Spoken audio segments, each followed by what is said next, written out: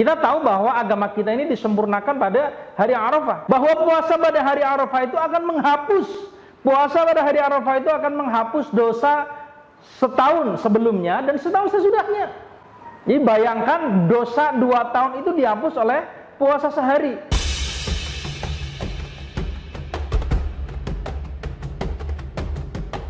Support kita agar channel kita lebih berkembang dengan cara mengklik like, subscribe, dan share agar kita bisa berbagi dengan teman kita yang lain. Sobat muda, di antara hal yang membuat kita bersemangat untuk melakukan amal adalah ketika kita mengetahui tentang besarnya pahala, besarnya keutamaan, fadilah dari sebuah amalan. Dan perkara ini sebenarnya hal yang lumrah saja. Sebagaimana ketika kita bekerja, kemudian kita mengetahui informasi tentang gaji, tentang bonus, tentang kompensasi, maka itu membuat kita semakin bersemangat. Dan sebaliknya,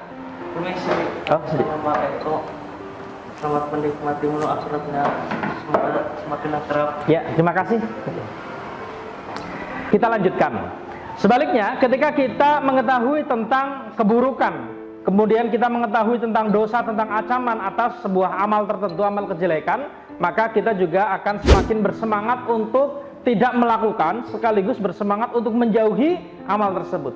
Nah, kita mengenal hal seperti ini dalam konsep at-targhib wa tarhib. Dan di depan kita ini ada sebuah hari yang besar. Hari yang besar yakni hari Arafah, terjadi pada tanggal 9 Dzulhijjah.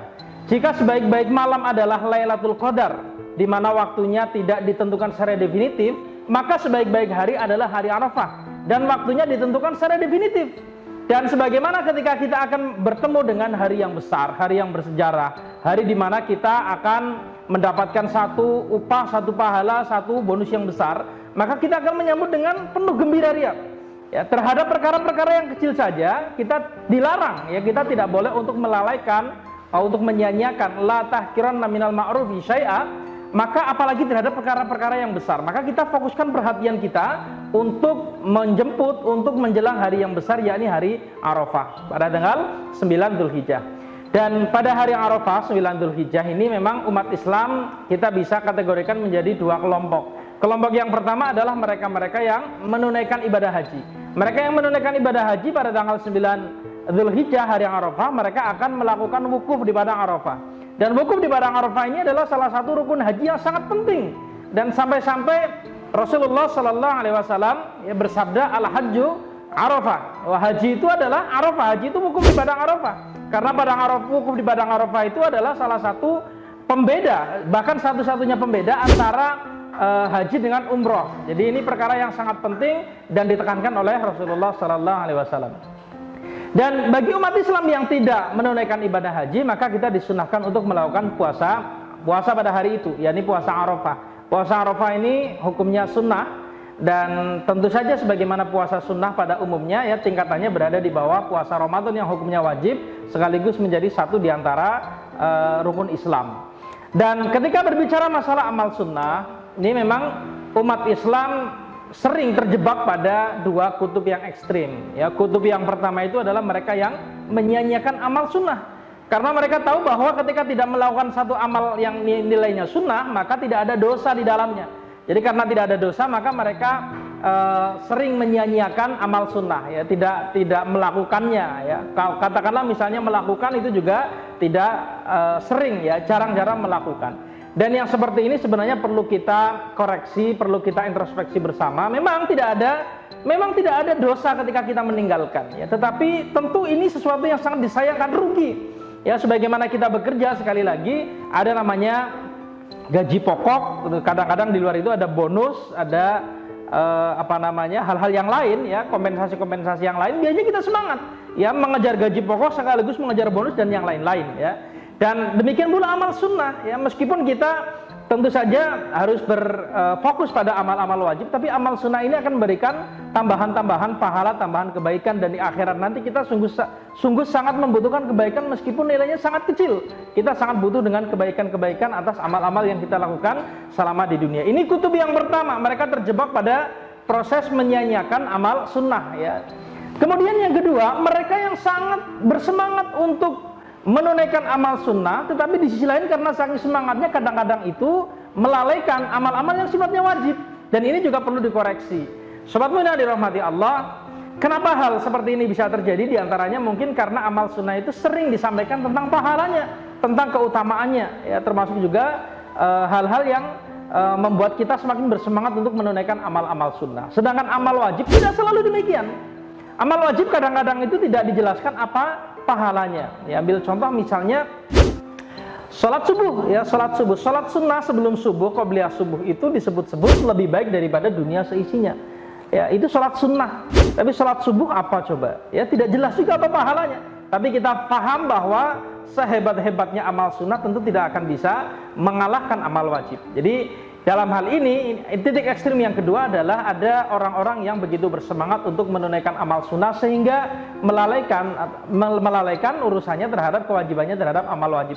Ini juga perkara yang perlu kita koreksi bareng-bareng. Ya, kembali ke persoalan bahwa di depan kita ini ada hari yang besar, yakni hari Arafah, disebut dengan sebaik-baik hari. Dan kita tahu bahwa agama kita ini disempurnakan pada hari Arafah. Ya, agama kita disempurnakan pada hari Arafah, yakni ketika turun wahyu yang terakhir, surat Al-Maidah ayat ketiga, al-yawma akmaltu lakum dinakum wa atmamtu alaikum nikmati wa raditu lakumul islam madina, turun pada hari Arafah, ya. Dan ada orang Yahudi datang kepada Sayyidina Umar bin Khattab, ya, di kitabmu itu ada sebuah ayat yang apabila ayat itu turun kepada kami orang Yahudi, maka hari turunnya ayat itu akan kami jadikan sebagai hari raya. Apa? Sayyidina Umar bin Khattab sampai bertanya apa? Ya, terus kemudian dijelaskan tadi, ya, al-yawma akmaltu lakum dinakum. Dan ketika itu Sayyidina Umar bin Khattab mengatakan, saya sungguh tahu kapan ayat itu turun. Ayat itu turun pada hari Jumat, pada hari Arafah, ya, ketika Rasulullah sedang menunaikan haji wada. Nah, apa diantara hikmah atau fadilah dari puasa Arafah? Ya, Rasulullah SAW, ya, beliau ditanya tentang keutamaan puasa hari Arafah. Beliau menjawab, yukafirus sanatal madiyah wal baqiyah. Di luar biasa sekali, ya, bahwa puasa pada hari Arafah itu akan menghapus dosa setahun sebelumnya dan setahun sesudahnya. Jadi bayangkan dosa 2 tahun itu dihapus oleh puasa sehari. Ini menunjukkan betapa mulianya hari Arafah, ya, sehingga ibadah pada saat itu akan dilipat gandakan dan diberikan bonus yang besar, ya. Ibarat kita ini, ya, ketika kita menghadapi satu kesempatan dan di situ ada jackpot yang besar, ada hadiah yang besar, maka kita akan mati-matian berupaya agar bonus itu bisa datang kepada kita. Dan sungguh ini adalah satu kabar gembira untuk kita. Ini satu kabar gembira untuk kita. Kita merasa bahwa tiap hari, ya, bertambah dosa, kemaksiatan kita juga banyak, sedangkan di sisi lain amal-amal kita tidak seberapa. Amal kita tidak seberapa dan juga tidak terlalu sempurna, dan boleh jadi beberapa amal-amal yang kita lakukan itu tidak membuahkan pahala, tapi hanya sekedar menggugurkan dosa saja. Jadi ketika kita dihadapkan pada keutamaan yang besar puasa hari Arafah, bahwa puasa hari Arafah itu bisa menghapuskan dosa selama 2 tahun sekaligus. Bayangkan, berdosa 2 tahun sekaligus, dosa sebelum dan juga dosa ke depan sesudahnya. Maka ini sebuah kabar gembira yang perlu kita respon dengan positif sekaligus dengan semangat, ya. Kita berharap bahwa tahun ini kita bisa menunaikan kewajiban, menunaikan amal sunnah ini dengan sebaik-baiknya. Sobat muda yang dirahmati Allah, memang, ya, ketika ada satu amal kemudian dijanjikan pahala yang besar dan kemudian kita menunaikan amal tersebut, kadang-kadang ini muncul persepsi yang kurang pas, ya. Di antaranya misalnya ada sebagian orang kemudian merasa bahwa dosa-dosanya yang kemarin sudah dihapus, dosa-dosanya yang ke depan juga sudah dihapus. Ya, maka kemudian setelah itu dia agak santai, dia agak ringan, ya, melakukan perbuatan dosa, perbuatan yang kurang baik. Dosaku sudah dihapus oleh Allah Subhanahu wa taala. Nah, ini juga perlu dikoreksi. Kenapa? Karena tabiatnya orang kalau dosanya dihapus, tabiatnya adalah ketika orang dosanya dihapus, maka dia akan semakin mudah untuk beramal ibadah.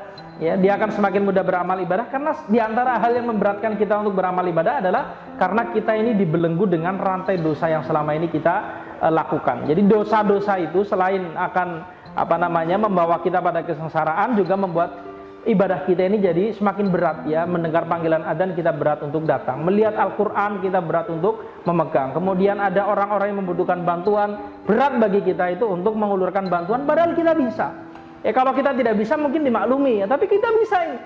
Dan mengapa bisa demikian? Diantaranya karena dosa-dosa yang kita lakukan ya. Jadi meskipun ada janji dari Allah Subhanahu wa taala bahwa 2 tahun dosa itu akan dihapus, ya, tetapi ini tidak boleh membuat kita terlena. Ini tidak boleh membuat kita tertipu sehingga seolah-olah kita menjadi ringan dan mudah untuk melakukan perbuatan-perbuatan yang tidak baik. Kemudian yang kedua, sobat muda yang dirahmati Allah, yang kedua harus dipahami bahwa ketika ada nas-nas seperti ini, ketika ada dalil-dalil bahwa amal ini akan menghapus dosa ini, amal ini menghapus dosa itu, ya, para ulama menjelaskan bahwa yang dihapus itu adalah dosa-dosa kecil. Ya, memang kebaikan itu bisa menghapus dosa. Innal hasanati yudhibnas sayyi'at. Ya, kebaikan-kebaikan itu bisa menghapus keburukan. Tetapi yang dimaksud adalah dosa-dosa kecil.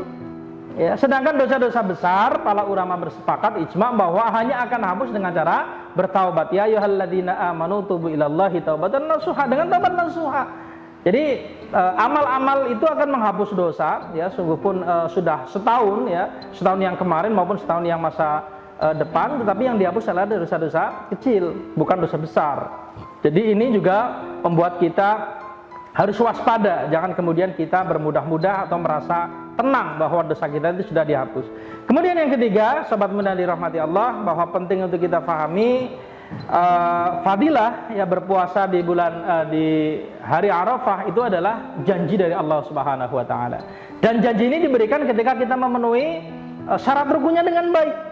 Ya, karena ketika kita berbicara masalah puasa Ramadan, sering sekali kita mendengar dari para khotib, ya, para mubaligh bahwa banyak orang berpuasa tetapi tidak mendapatkan apa-apa dari puasanya. Ya, sekedar hanya lapar dan dahaga. Dan sangat mungkin ya hal seperti ini juga terjadi pada amal-amal ibadah yang lain, termasuk dalam hal ini adalah amal ibadah puasa di hari Arafah. Ya, banyak orang berpuasa juga tidak mendapatkan apa-apa. Ya, sebagaimana jamaah haji, 2 juta orang melakukan ibadah haji, menunaikan ibadah haji, boleh jadi tidak semuanya mabrur. Boleh jadi tidak semuanya mabrur. Jadi hal-hal ini sekali lagi perlu kita pahami agar menjadi renungan untuk kita sendiri supaya kita tidak tertipu ya dengan amal-amal yang dilakukan. Nah, sobat muda yang dirahmati Allah, di antara hal yang seringkali menjadi perdebatan adalah ketika kalender yang kita pedomani ya oleh pemerintah di sini Indonesia itu tidak sama dengan kalender yang ditetapkan oleh pemerintah dari Kerajaan Arab Saudi. Ya, gampangannya di sana sudah wukuf, berarti kan tanggal 9 Arafah ya versi berdasarkan penanggalan dari Kerajaan Arab Saudi. Tapi di sini masih dihitung tanggal 8 Dzulhijjah. Nah, ini sering jadi pertanyaan. Nah, ini puasanya Arafahnya itu sekarang apa? Besok. Ya, jadi sobat muda dirahmati Allah, puasa Arafah itu berkaitan dengan penanggalan, berkaitan dengan waktu ya, dilaksanakannya pada tanggal 9 Dzulhijjah berdasarkan hilal dari negeri yang kita diami, negeri setempat. Dan dulu Rasulullah Shallallahu Alaihi Wasallam, para sahabat umat Islam ya sudah mulai melakukan puasa Arafah itu ketika mereka hijrah ke Madinah. Ya, ketika mereka hijrah ke Madinah, mereka sudah melakukan puasa Arafah berdasarkan hilal yang dilihat, penanggalan dilihat dari penduduk Madinah. Padahal kita tahu bahwa ibadah haji itu mulai diwajibkan kepada umat Islam itu tahun ke-9, tahun 9 Hijriah. Rasulullah Shallallahu Alaihi Wasallam sendiri haji pada tahun ke-10 Hijriah. Artinya apa? Ada rentang waktu ya sekitar 9 tahun Rasulullah dan umat Islam melakukan puasa Arafah tanpa ada urusan wukuf di padang Arafah. Karena haji baru ditetapkan, diwajibkan untuk umat Islam di tahun ke-9 Hijriah. Jadi ini juga bisa kita pedomani bahwa puasa Arafah itu berkaitan dengan tanggal ya, tanggal 9 Dzulhijjah ya. Dan ini didasarkan pada keputusan dari pemerintah setempat, dalam hal ini adalah pemerintah kita Republik Indonesia, puasa Arafah tanggal 9 Dzulhijjah. Meskipun boleh jadi tidak sama waktunya dengan penanggalan atau hilal yang dilihat oleh penduduk di Mekah. Ya, ini moga-moga bisa jadi perhatian, dan ke depan ya kita akan menyongsong hari yang besar, hari Arafah, dan mari kita persiapkan dari sekarang. Kita niatkan dalam hati bahwa 9 Dzulhijjah kita akan menunaikan puasa Arafah. Moga-moga dengan wasilah ini dosa kita setahun yang kemarin hapus, dosa kita setahun yang ke depan juga hapus. Loh, bagaimana dosa setahun ke depan itu hapus padahal usia kita belum tentu setahun ke depan? Boleh jadi usia kita tinggal beberapa hari atau beberapa bulan saja, tidak sampai tahun ke depan. Nah, ini akan jadi keutamaan yang diberikan Allah Subhanahu wa taala kepada kita. Boleh jadi akan jadi tambahan pahala untuk kita ya, sebagaimana orang meninggal ya, karena amal-amalnya juga pahalanya masih bisa terus mengalir. Jadi ini adalah keutamaan yang diberikan Allah Subhanahu wa taala kepada kita ya. Moga-moga bermanfaat dan mari kita bersemangat menyambut hari Arafah. Demikian, salam